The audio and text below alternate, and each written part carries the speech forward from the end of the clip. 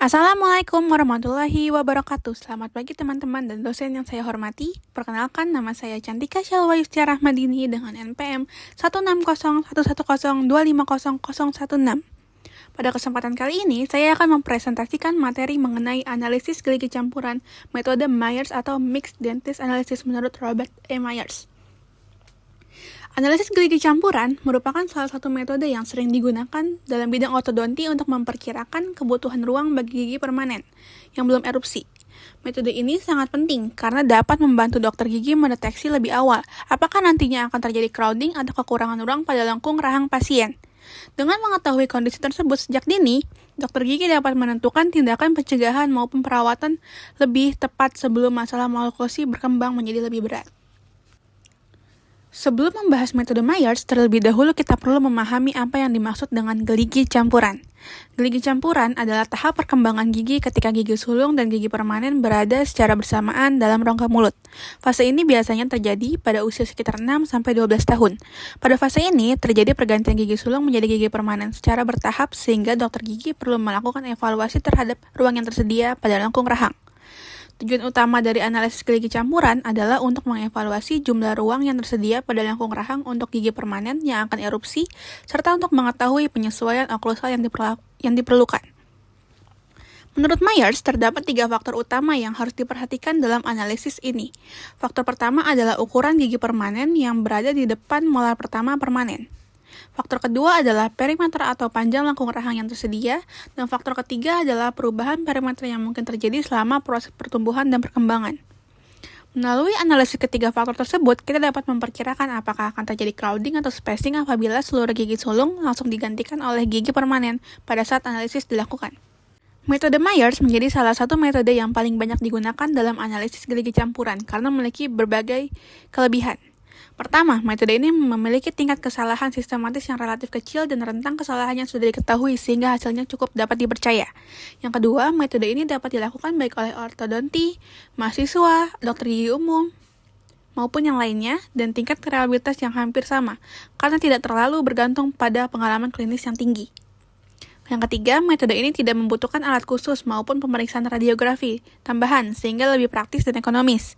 Selain itu, analisis dapat dilakukan baik pada model studi maupun secara langsung dalam rongga mulut pasien. Karena berbagai keunggulan tersebut, metode Myers sampai saat ini masih banyak digunakan sebagai salah satu metode standar dalam analisis ruang pada fase gigi campuran.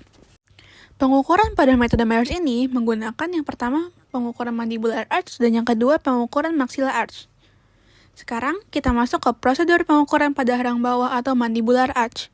Langkah pertama adalah mengukur lebar mesioristal terbesar dari 4 incisivus permanen mandibula, yaitu incisivus sentral kanan dan kiri serta incisivus lateral kanan dan kiri. Pengukuran dilakukan menggunakan jangka sorong atau polygogue pada bagian terlebar mahkota gigi. Pemilihan incisivus mandibula sebagai dasar prediksi merupakan bukan tanpa alasan. Menurut Myers, gigi ini erupsi lebih awal pada fase gigi campuran, mudah diukur dengan akurat dan memiliki korelasi yang cukup tinggi dengan ukuran caninus dan premolar yang belum erupsi. Setelah seluruh incisivus diukur, hasil pengukuran dijumlahkan dan dicatat, karena angka inilah yang nantinya digunakan untuk memprediksi ukuran gigi yang belum erupsi. Langkah selanjutnya adalah menentukan ruang yang diperlukan untuk penyelarasan incisivus. Apabila terdapat rotasi atau ketidakteraturan posisi incisivus, maka harus diperkirakan terlebih dahulu posisi ideal gigi setelah dilakukan penyelarasan. Selanjutnya, dilakukan pengukuran ruang yang tersedia dengan mengukur jarak dari titik distal incisivus lateral yang telah disejajarkan hingga permukaan mesiomolar pertama permanen. Pengukuran dilakukan pada sisi kanan dan sisi kiri rahang bawah. Hasil pengukuran ini menunjukkan jumlah ruang yang tersedia bagi caninus dan premolar yang nantinya akan tumbuh. Setelah memperoleh jumlah lebar 4 incisivus mandibula, langkah berikutnya adalah memprediksi ukuran caninus dan premolar yang belum erupsi. Prediksi dilakukan menggunakan tabel probabilitas Myers. Pada tabel tersebut, terdapat berbagai tingkat probabilitas mulai dari 5% hingga 95%. Namun, dalam praktik klinis biasanya digunakan probabilitas 75%. Mengapa menggunakan 75%? Hal ini karena kekurangan ruang atau crowding umumnya lebih merugikan pasien dibandingkan kelebihan ruang atau spacing. Dengan menggunakan probabilitas 75%, kita memiliki margin keamanan yang lebih besar, sehingga risiko kesalahan prediksi yang menyebabkan crowding dapat dikurangi. Sebagai contohnya, Apabila jumlah lebar 4 sifus mandibula adalah 23,5 mm, maka berdasarkan tabel Myers untuk perempuan pada tingkat probabilitas 75% diperoleh prediksi lebar gabungan caninus dan premolar sekitar 21,3 mm. Nilai inilah yang kemudian digunakan dalam perhitungan kebutuhan ruang pada lengkung rahang. Setelah diketahui ruang yang tersedia dan ukuran gigi yang diprediksi akan erupsi, langkah berikutnya adalah penghitungan ruang yang tersedia. Perhitungan dilakukan dengan mengurangkan ruang yang tersedia dengan kebutuhan ruang bagi caninus dan premolar. Apabila hasilnya positif, berarti masih terdapat ruang yang cukup atau bahkan berlebih. Sehingga apabila hasilnya negatif, berarti ruang yang tersedia tidak mencukupi, sehingga kemungkinan akan terjadi crowding. Informasi ini sangat penting karena dapat membantu dokter gigi menentukan apakah pasien memerlukan tindakan pemilihan ruang, ekspansi lengkung, serial extraction, atau perawatan ortodonti lainnya. Dengan kata lain, hasil analisis Myers menjadi dasar dalam pengambilan keputusan klinis terkait manajemen ruang pada gigi pasien campuran. Selanjutnya adalah prosedur pada rahang atas atau maxillary arch. Secara umum, langkah-langkah yang dilakukan hampir sama dengan rahang bawah, yaitu menentukan kebutuhan ruang untuk penyelarasan insisifus dan menghitung ruang yang tersedia. Namun, terdapat dua hal perbedaan yang penting. Perbedaan pertama adalah penggunaan tabel probabilitas yang berbeda, karena ukuran caninus dan premolar rahang atas berbeda dengan rahang bawah. Perbedaan yang kedua adalah perlunya koreksi overjet saat menentukan kebutuhan ruang insisifus. Hal ini karena posisi insisifus rahang atas biasanya lebih anterior dibandingkan insisifus rahang bawah. Meskipun yang dianalisis adalah rahang atas, ukuran 4 insisifus mandibula tetap digunakan sebagai dasar prediksi karena insisifus mandibula memiliki korelasi yang lebih baik dan variasi ukurannya lebih kecil dibandingkan insisifus maxilla. Selain metode tabel yang disebut long method, Myers juga mengembangkan metode yang lebih sederhana yaitu short method. Caranya adalah menjumlahkan lebar 4 insisifus mandibula kemudian membaginya menjadi 2. Nilai tersebut kemungkinan ditambahkan 10,5 mm untuk memprediksi ukuran gabungan caninus dan premolar mandibula atau ditambahkan 11 mm untuk maxilla. Metode ini lebih cepat dilakukan, namun tingkat ketelitiannya lebih rendah dibandingkan metode tabel.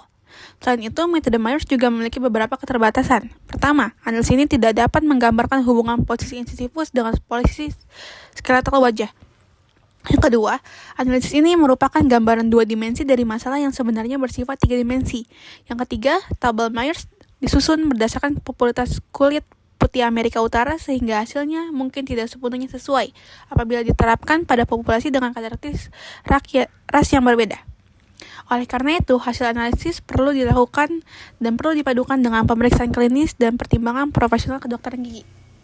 Sebagai kesimpulan, analisis gigi campuran metode Myers merupakan metode yang digunakan untuk memperkirakan ukuran gigi permanen yang belum erupsi serta mengevaluasi kecukupan ruang pada lengkung rahang. Metode ini menggunakan ukuran 4 insisifus permanen mandibula sebagai dasar prediksi karena memiliki korelasi yang baik dengan ukuran caninus dan premolar. Hasil analisis dapat membantu dokter gigi mendeteksi adanya crowding atau spacing sejak dini serta menjadi dasar dalam perencanaan perawatan ortodonti. Meskipun memiliki beberapa keterbatasan, metode Myers tetap menjadi salah satu metode yang paling praktis, sederhana, dan banyak digunakan dalam analisis gigi campuran. Sekian presentasi yang dapat saya sampaikan. Mohon maaf apabila terdapat kekurangan ataupun kesalahan. Terima kasih atas perhatiannya. Wassalamualaikum warahmatullahi wabarakatuh.